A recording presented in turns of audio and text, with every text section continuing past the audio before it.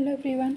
तो ये एग्रोनॉमी का सेकेंड लेक्चर है और आज हम सीड्स के बारे में पढ़ेंगे। Seed, classes of seed, seed germination, seed dormancy, ये सब। So let's start.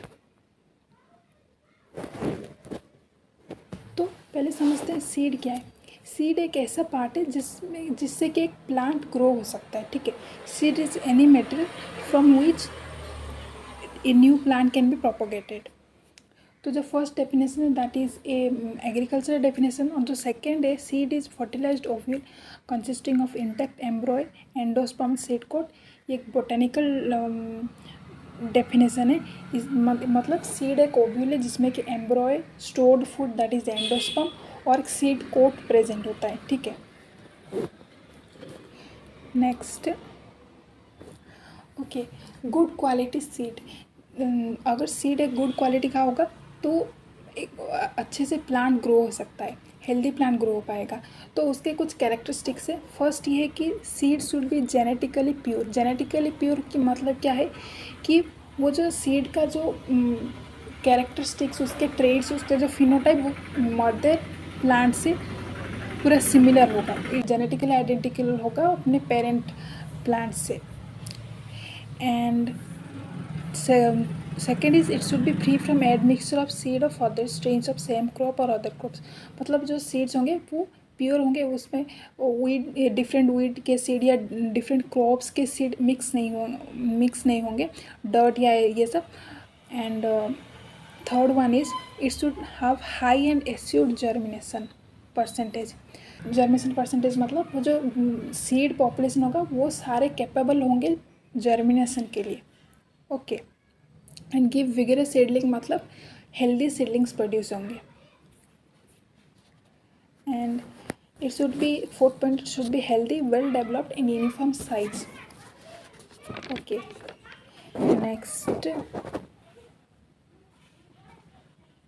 नेक्स्ट देखिए सीड प्रोडक्शन ऑर्गेनाइजेशन। अब जो सीड्स मार्केट में मिलते हैं वो सभी कहीं ना कहीं प्रोड्यूस होते हैं। तो जो इंडिया में दो ऑर्गेनाइजेशन है जिसमें जो कि रिस्पॉन्सिबल है सीड प्रोडक्शन के लिए। First is national seed corporation. वो एक एंटायर कंट्री के लिए रिस्पॉन्सिबल, एंटायर कंट्री के लिए वो सीड रिप्रेजेंट करता है, सीड प्रोडक्शन है सब, national seed corporation NSC। Second is state के लिए, that is state seed corporation SSCs and state seed certificate agencies SSCS।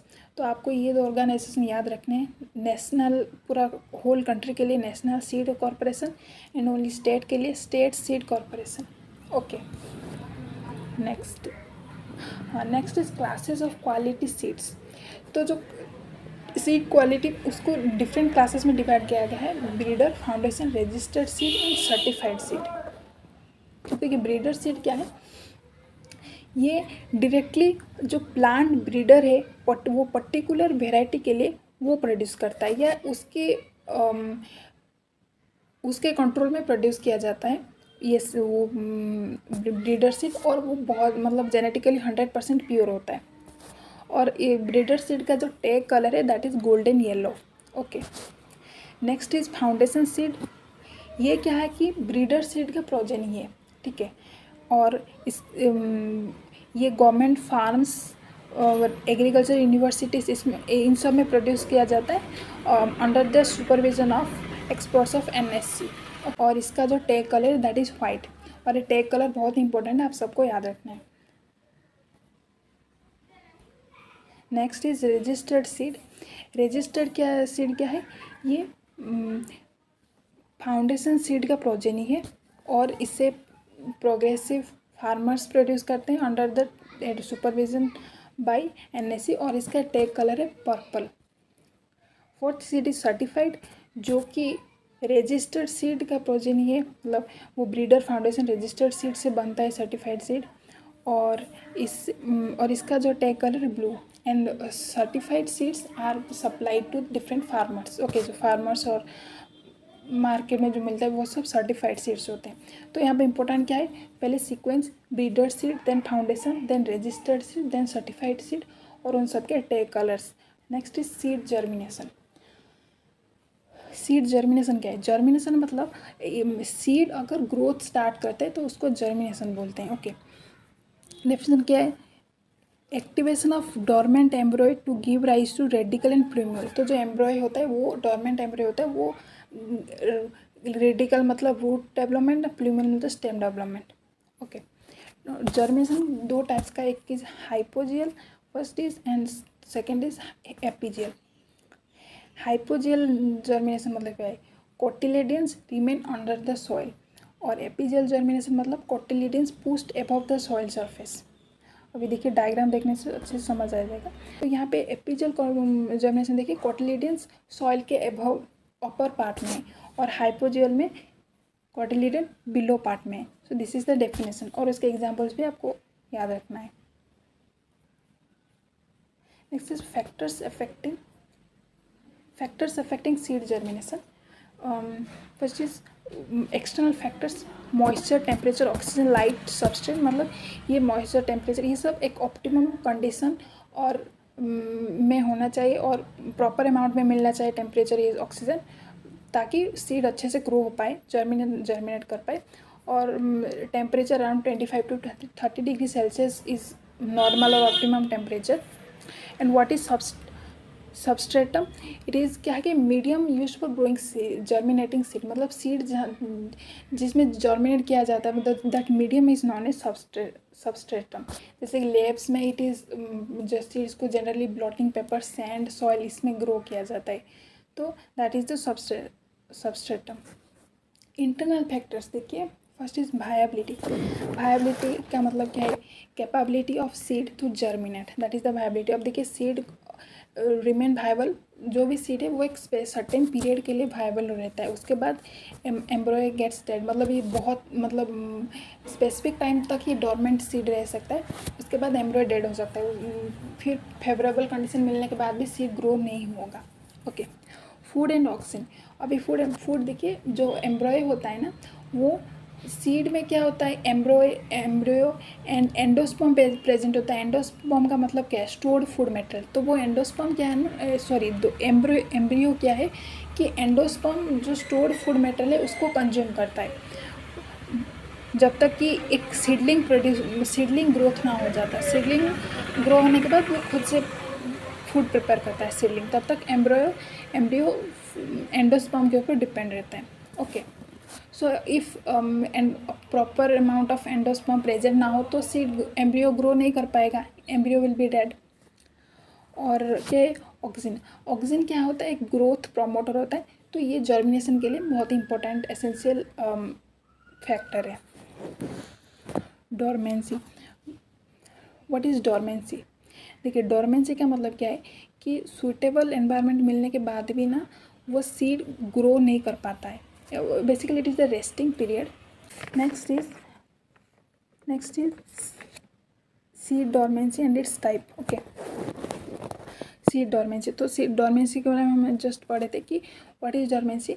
Seed को प्रॉपर फेवरेबल कंडीशन, सब मॉइस्चर, टेम्परेचर मिलने के बाद भी सीड डेवलप नहीं हो पाता है, ग्रो नहीं कर पाता है, mature seed, viable seed grow नहीं पाता है, that is the dormancy and it is also the resting phase. And dormancy 3 types के होते हैं, primary, secondary and special time of dormancy.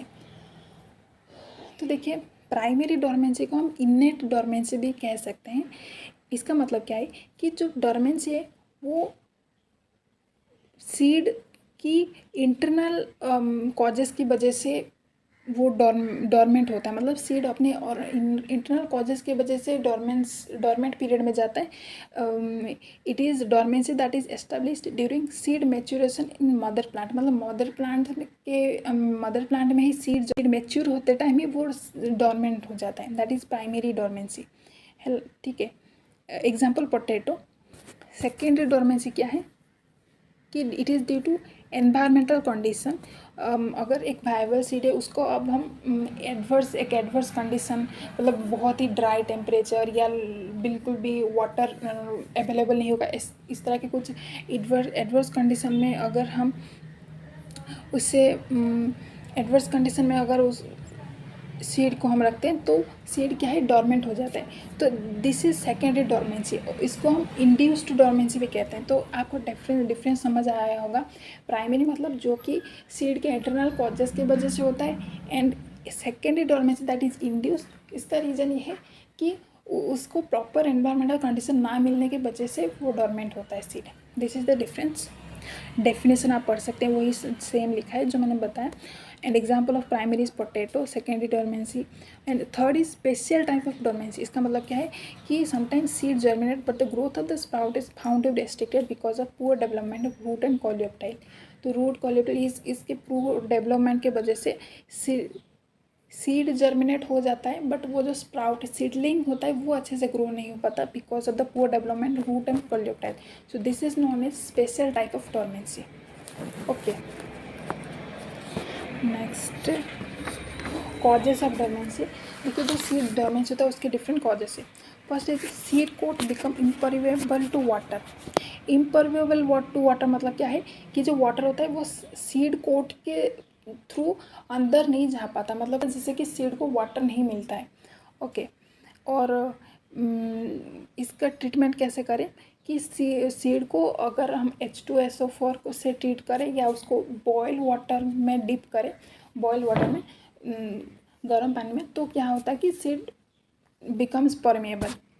Okay, next is hard seed coat. अब देखिए कुछ plants के सीड जैसे कि मस्टर्ड ये सब, उसके बहुत ही hard and strong seed coat होता है, जिस वजह से क्या है कि एम्ब्रियो एक्सपांड नहीं हो सकता। ठीक है, अब देखिए आपको कोटिलेडन उस टाइम बताया थी, तो कोटिलेडन क्या होता है कि जो एम्ब्रियो होता है वो ग्रो करके एक्सपांड होता है, जिससे कि कोटिलेडन ब्रस्ट ओपन होके एम्ब्रियो वहाँ से निकलता है। But if the seed coat is too hard and strong, तो क्या होता है कि सीड कोट बस्ट नहीं हो पाता and embryo dormant remains dormant favourable condition मिलने के बावजूद। Okay, third is seed coat become impermeable to O2, जैसे कि वाटर इम्पेबल वाटर जैसे कि पेनिट्रेट नहीं हो पाया हार्ड सीड कोट के वजह से, सेम O2 भी अगर एंटर नहीं कर पाता है सीड के अंदर, तो that leads to dormancy. Rudimentary embryo of seed, rudimentary मतलब इम्परफेक्ट। तो देखिए सीड जो कि राइप हो चुका है बट इम्परफेक्ट एम्ब्रियो डेवलप होता है, then it can lead to dormancy, मतलब जर्मिनेशन डिले हो सकता है जब तक कि एम्ब्रियो ठीक से ग्रो नहीं होता। जब तक एम्ब्रियो ठीक से ग्रो नहीं होता तब तक जर्मिनेशन सीड जर्मिनेशन नहीं हो पाता है।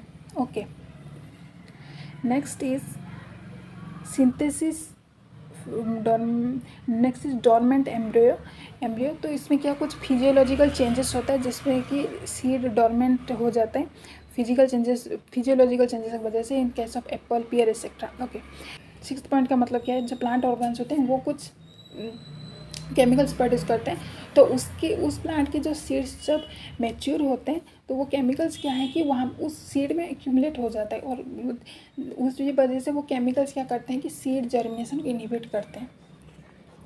सो this is the causes of dormancy. Next is methods to break the dormancy. अब देखिए डोरमेंसी उसको ब्रेक कैसे करें। First point is scarification. Scarification मतलब क्या है कि सीड कोट को हम ब्रेक करेंगे, मतलब वीकेनिंग और altering the coat of seed, उसको स्कैरिफिकेशन कहते हैं। वो डिफरेंट टाइप्स की हैं। फर्स्ट इज चिलिंग मतलब क्या है कि जो moist substratum seeds are placed in contact with the moist substratum at a temperature of 5 degree Celsius to 10 degree Celsius for 7 degree germination. Substratum मतलब क्या है, वो मीडियम जिससे कि सीड को ग्रो किया जाता है, तो वो एक मॉइस्ट सबस्ट्रेटम लिया जाता है और सीड को उसके कॉन्टैक्ट में रखते हैं for 7 days in temperature 5 to 10 degree Celsius. तो वो चिलिंग की वजह से सीड का डोरमेंसी ब्रेक होता है। In case of cabbage and cauliflower.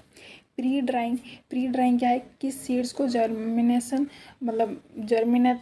से पहले उसको ड्राई किया जाता है temperature below 40 degree Celsius and for period of 7 days. Example मेज एंड लेटिस। प्री वॉशिंग क्या है कि कुछ जैसे कि हम लोग कॉजेस में पढ़े थे कि लास्ट पॉइंट कि कुछ सीड्स में ऐसे कुछ केमिकल्स के वजह से जर्मिनेशन नहीं हो पाता है, तो इन सच सीड क्या होता है pre washing method is use. उसमें क्या होता है ना कि सीड को सोक किया जाता है और उस पानी से वॉश किया जाता है बिफोर ब्लेसिंग फॉर जर्मिनेशन, ताकि वो जो नेचुरल ऑकरिंग सब्सटेंसेस जो इनहिबिटर का काम करता है वो रिमूव हो सके and germination can occur. Example, sugar beet. Fourth point is pre-soaking. कुछ सीड्स में हार्ड सीड कोट की वजह से ग्रो नहीं हो पाता. इन सब सीड क्या करते हैं कि उसको एक गर्म मतलब वार्म वाटर, बहुत ज़्यादा गर्म नहीं, वार्म वाटर में फॉर सम पीरियड उसको सोक किया जाता है ताकि इम्बिबिशन के वजह से वो सीड फूल जाए, एम्ब्रियो ब्रस्ट ओपन हो पाए. ओके, एग्जाम्पल चिल्ड्रंस बाबुल. Okay, so next is rubbing और पंचरिंग सीड कोट. तो ये फिजिकल स्कैरिफिकेशन है कि वो जो सीड है उसको एक रफ सरफेस के अगेंस्ट रब किया जाता है, घिसा जाता है, और उसको पंचर करते हैं, उधर नीडल से उसको पंचर करते हैं ताकि वो सीड को सीड डोरमेंसी ब्रेक किया जा सके. और उसका जो एग्जांपल्स है coriander and castor. Application of pressure to seed. तो क्या है कि सीड को प्रेशर दिया जाता है जिससे कि सीड कोट परमेबल हो सके, वाटर एंड O2 एंटर हो सके. 200 एटमॉस्फेयर एट 18 डिग्री सेल्सियस. एक मेडिक एगो सटाइवा करके है जिसको hydraulic pressure of 2000 atmosphere at 18 degree Celsius provide करने से वो जर्मिनेट हो पाता, मतलब it breaks dormancy. So this is also point, application of pressure to seeds. और ये जो हम 6 पॉइंट्स पढ़े that comes under scarification. Scarification मतलब क्या है कि ब्रेकिंग ऑफ सीड कोट. तो सेकेंड इज स्ट्रेटिफिकेशन, मतलब स्कैरिफिकेशन, स्ट्रेटिफिकेशन. दीज आर पॉइंट्स कि हमें किस तरह डोरमेंसी ब्रेक कर सकते हैं. स्ट्रेटिफिकेशन में क्या है कि लो टेम्परेचर ट्रीटमेंट. बेसिकली इसको प्री चिलिंग पे कहते हैं. मतलब वो सीड को एक लो टेम्परेचर मॉइस्चर कंडीशन में हमें सीड को रखते हैं ताकि सीड उसके जो आउटर लेयर है वो अल्टर होकर अच्छे से ग्रो कर पाए. जैसे seed layer altered with layers of moist sand और appropriate material to store at low temperature. Okay, low temperature से सीड का डोरमेंसी ब्रेक किया जाता है, उसको कहते हैं stratification. And example mustard and groundnut. तो बेसिकली ये जो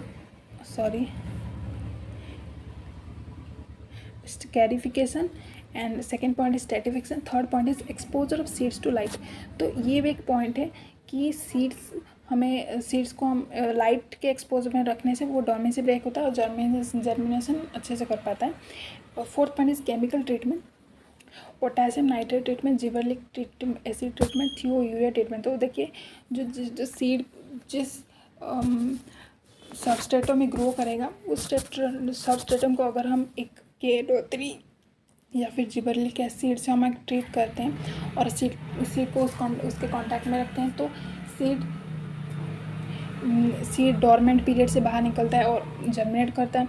या फिर थियोयूरिया ट्रीटमेंट भी, पोटैटो ट्यूबर्स को थियोयूरिया सॉल्यूशन के कांटेक्ट में रखते हैं. And so that's it. Basically, methods to break the dormancy: scarification, stratification, exposure of seeds to light, and chemical treatment. That's it for this video, guys.